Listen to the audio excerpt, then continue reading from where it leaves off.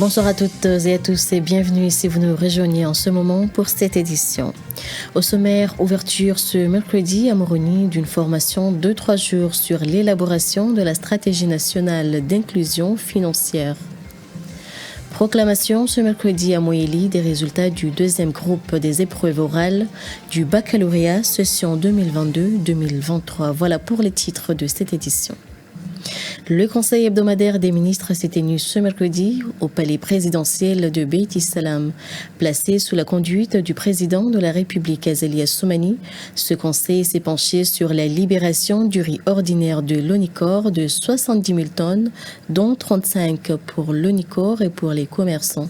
Le conseil s'est également penché sur les prix de la vanille et fera l'objet prochainement d'une rencontre avec les acteurs de la filière pour une décision finale. Il était également question de l'école professionnelle et le deuxième sommet Russie-Afrique à Saint-Pétersbourg.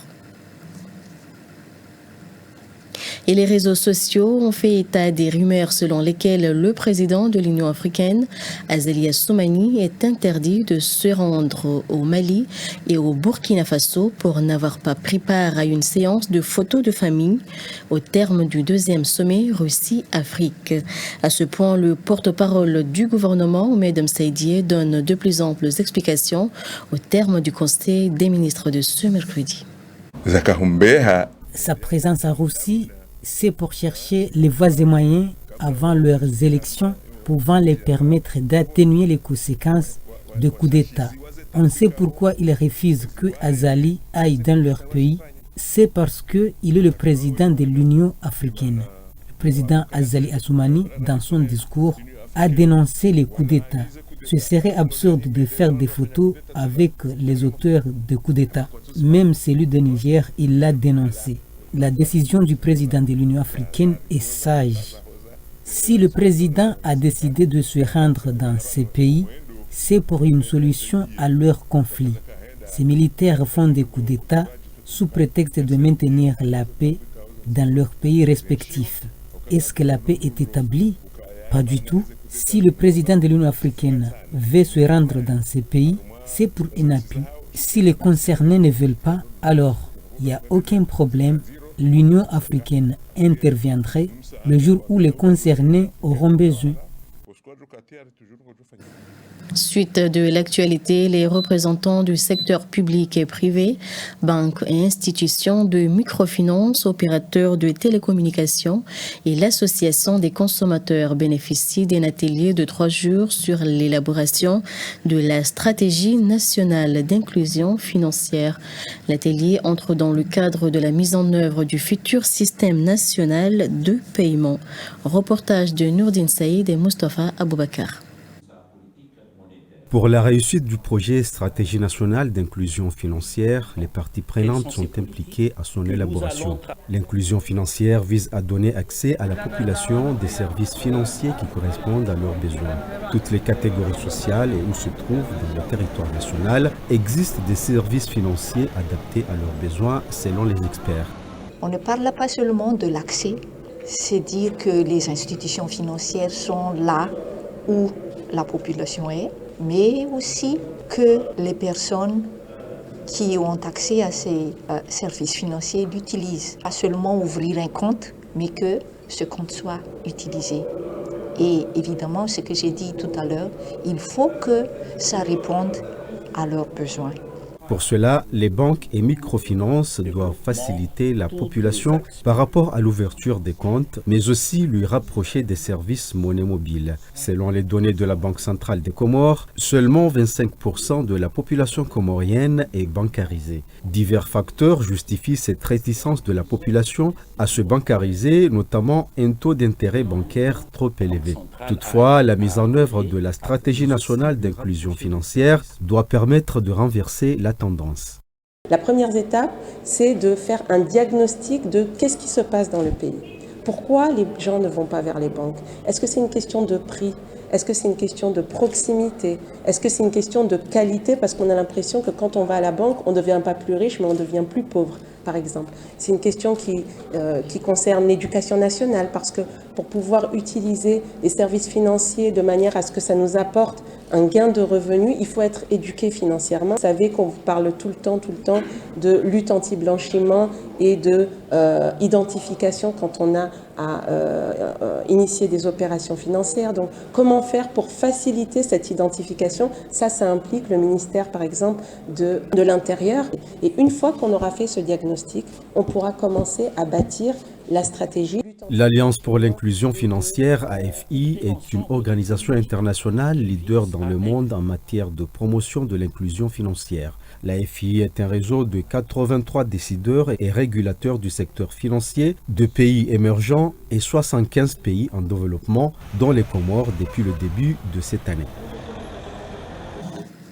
L'ambassadeur de France auprès de l'Union des Comores, Sylvain Ruquier, a effectué ce mardi à Mkazi une délocalité de la région de Bambao, une visite de travail accompagnée de ses proches collaborateurs. Cette visite s'inscrit dans le droit fil de prise de contact avec la population pour toucher du doigt les problèmes auxquels elle se trouve confrontée et y apporter des solutions. Reportage de Ali Dimzouri et Ahmed Nassor. Tôt dans la matinée, l'ambassadeur de France en Union des Comores, Sylvain Ruquier, s'est rendu à Mkazi, une des localités de la région de Bambao-Yadjou. C'était pour une visite guidée des centres culturels et techniques de la localité. L'objectif recherché, c'est constater de visu les activités culturelles. Après quoi, il a également visité Radio Kazi, le terrain de football et le centre hospitalier de la ville et la grande mosquée de la localité.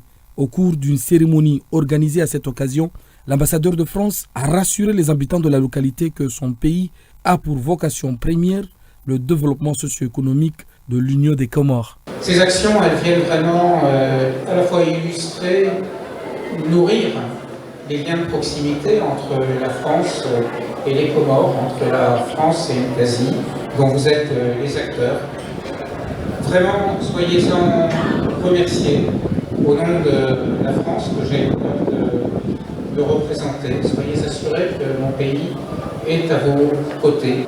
La France, elle a bien l'ambition d'aller au-delà, d'être vraiment très ancrée dans les besoins des communautés. Et ce que nous souhaitons convaincre, c'est que au-delà, à côté de l'investissement solidaire, de nos programmes d'appui, les échanges économiques peuvent générer par eux-mêmes de nouvelles richesses au bénéfice de tous, assurer aux familles un revenu décent, ce qui est particulièrement précieux en général et dans le contexte actuel. Voilà, à montrer deux exemples, je pourrais en citer d'autres, de l'action de la France aux Comores en général, dans la région et dans votre belle ville de Mkazi, en plus de tous les autres projets.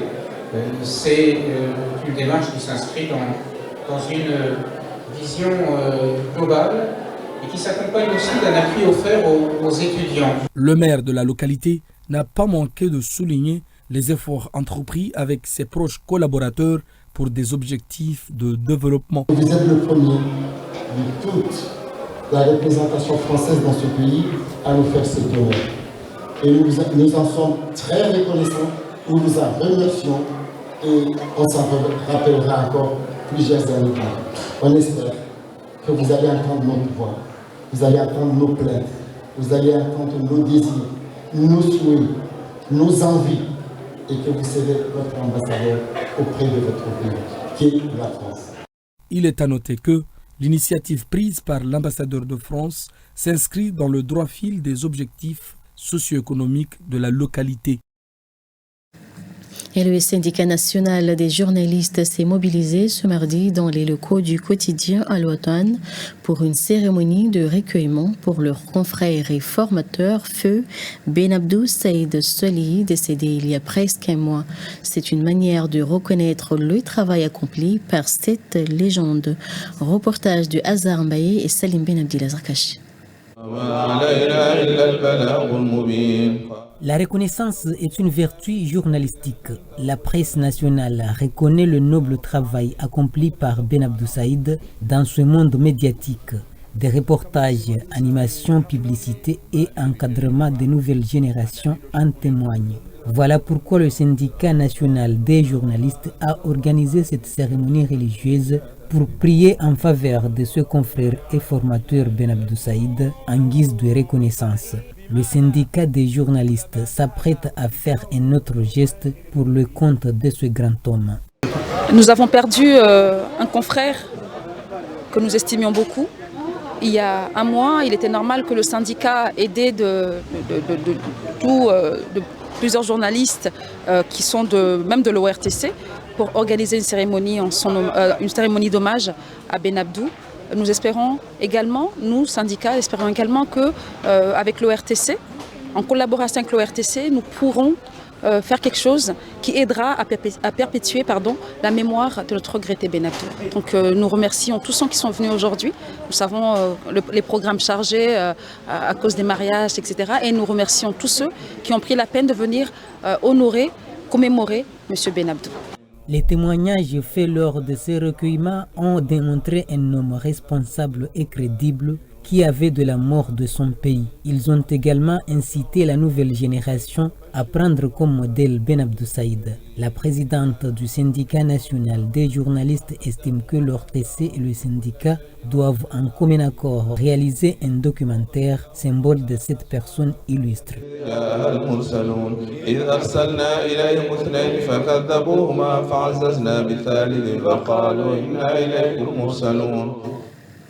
Paix à son âme. Et dans la page éducation, les résultats du deuxième groupe des épreuves orales de l'examen du baccalauréat sont proclamés ce mercredi au lycée de Fomboni sur l'île de Moélie.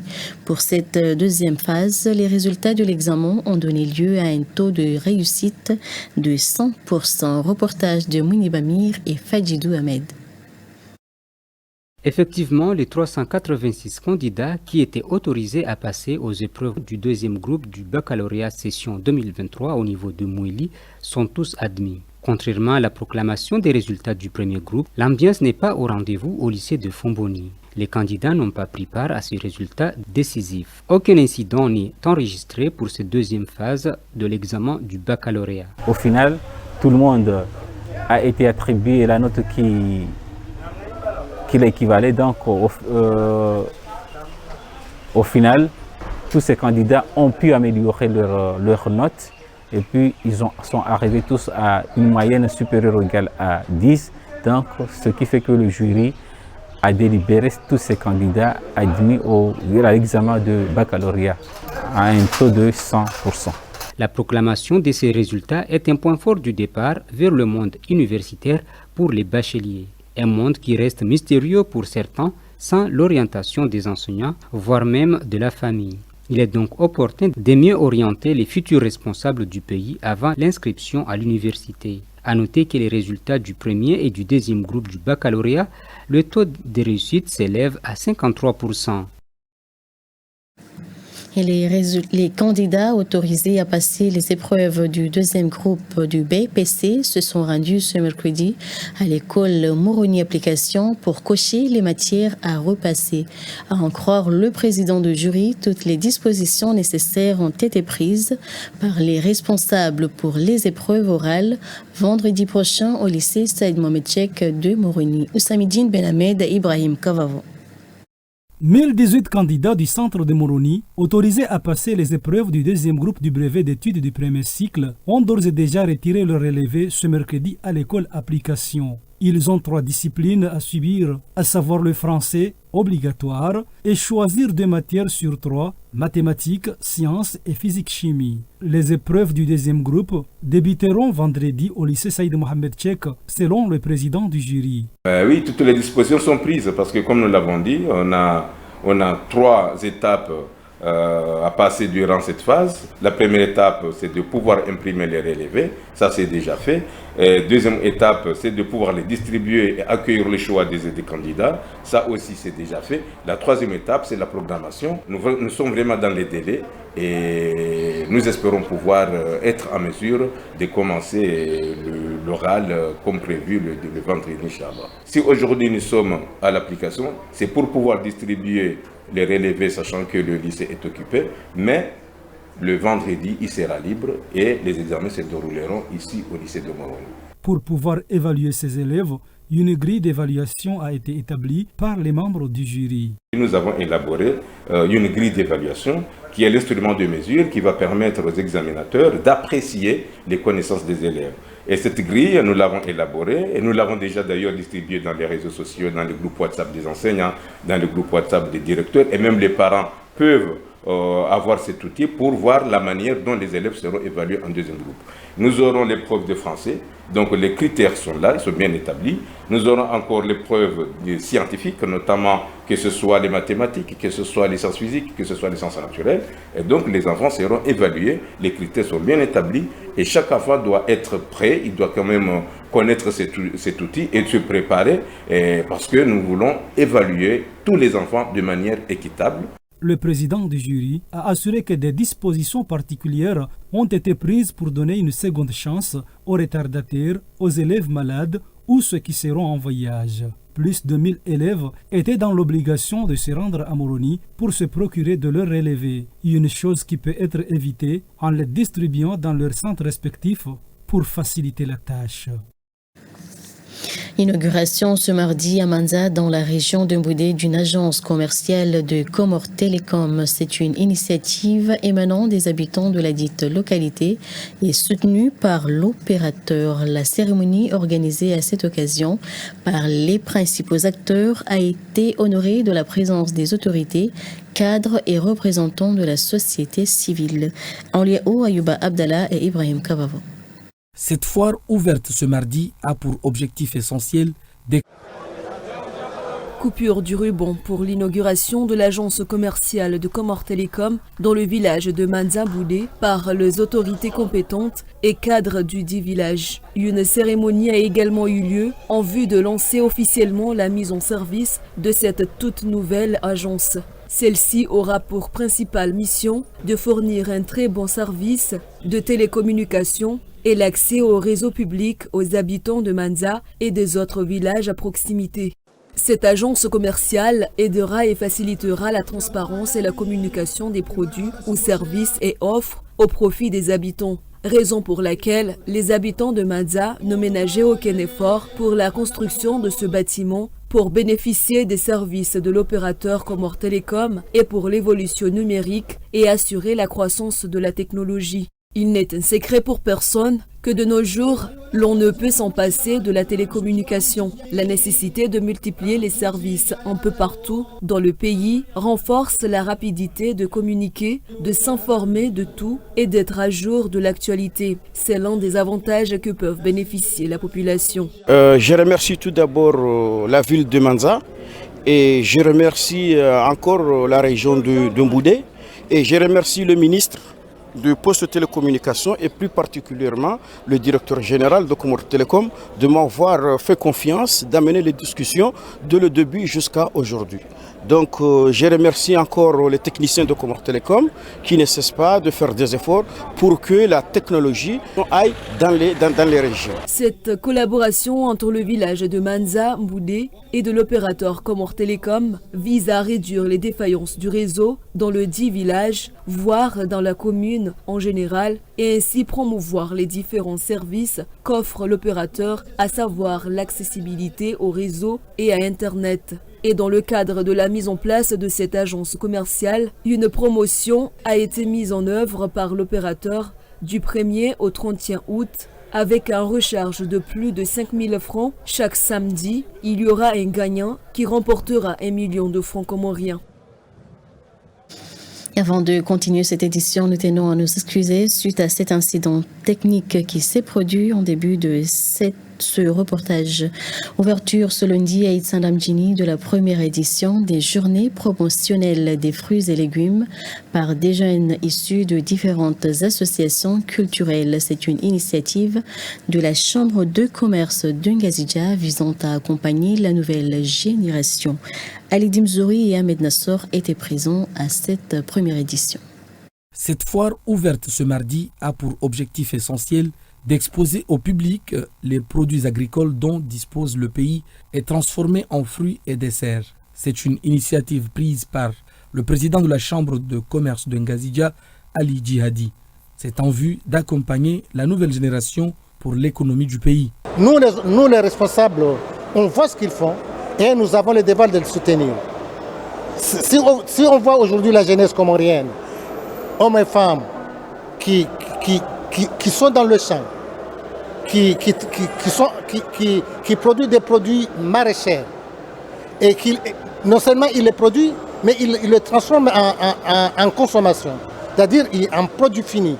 Tu peux aller voir des jeunes qui produisent les fruits et légumes, acheter tes fruits pour préparer tes salades toi-même. Mais si le facteur temps ne te permet pas, il y a d'autres entreprises qui prennent ces produits et qui les transforment en produits finis. Tu vas chez eux, tu achètes des plateaux qui sont déjà pris et qui sont prêts à servir. C'est des initiatives que nous, la Chambre de commerce, on doit les soutenir et encourager ces jeunes. Il est à rappeler que c'est une initiative salutaire, celle prise par des jeunes du pays pour la promotion des produits locaux. Et en de sport de cette édition, la phase nationale d'athlétisme a eu lieu mardi à Moroni. Des athlètes venant d'Anjouan, de Moélie, se sont réunis avec ceux de Ngazidja pour disputer la compétition qui devrait déterminer la sélection nationale qui va prendre part aux Jeux des îles de l'Océan Indien. Par surprise, la compétition n'a pas eu lieu au stade omnisport de Malosini, mais à Lienges, où tout manque pour une telle compétition. Reportage de Swadri Saïd et Ousamidine Benhamed. C'est une phase nationale prévue de se dérouler au stade omnisport de Malosini, mais la Fédération comorienne d'athlétisme n'a pas été autorisée par le ministère des Sports. C'est la désolation totale pour Athoumani Mohammadi, président de la fédération. Nous, on a fait toutes ces procédures. Et ce matin, que le directeur de l'agence des sports m'a téléphoné en me disant qu'on ne peut pas avoir accès au stade de Malosini parce qu'il y a une préparation de match de Sélacante. J'étais surpris parce que si je crois bien, ce match, c'était d'être au mois de septembre. Alors on a le temps. Et comme vous le savez, l'athlétisme ne se fait pas dans les pelouses, mais il y a une piste dédiée à ces activités. Malgré l'interdiction d'aller courir au stade omnisport de Malosini, les athlètes ont, avec courage et volonté, couru dans cette piste non homologuée. C'est Moussa Chibako de Ngazi de Moélie qui a décroché la course, suivi par Ali Swali pour les 200 mètres et Djafoudine Aboubakari Ali Toumani pour les 100 mètres. Nous avons constaté qu'une seule équipe de Ngazidja a honoré l'invitation, pendant que les autres clubs ont préféré boycotter la compétition. Je suis conscient de cela et j'ai déjà 3 à 4 fois discuté avec la Ligue pour que moi je suis ouvert pour essayer de trouver des solutions de leurs problèmes. Et là, je sais qu'il y a des équipes qui travaillent avec la fédération. Ils sont les bienvenus.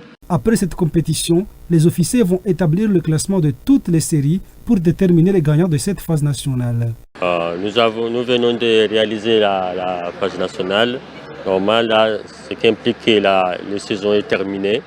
Donc il y a certains athlètes qui seront peut-être retenus pour aller participer aux Jeux des îles de Madagascar. Nous voulions que la compétition soit réalisée à Malosini dans un piste synthétique, mais on n'a pas eu l'autorisation.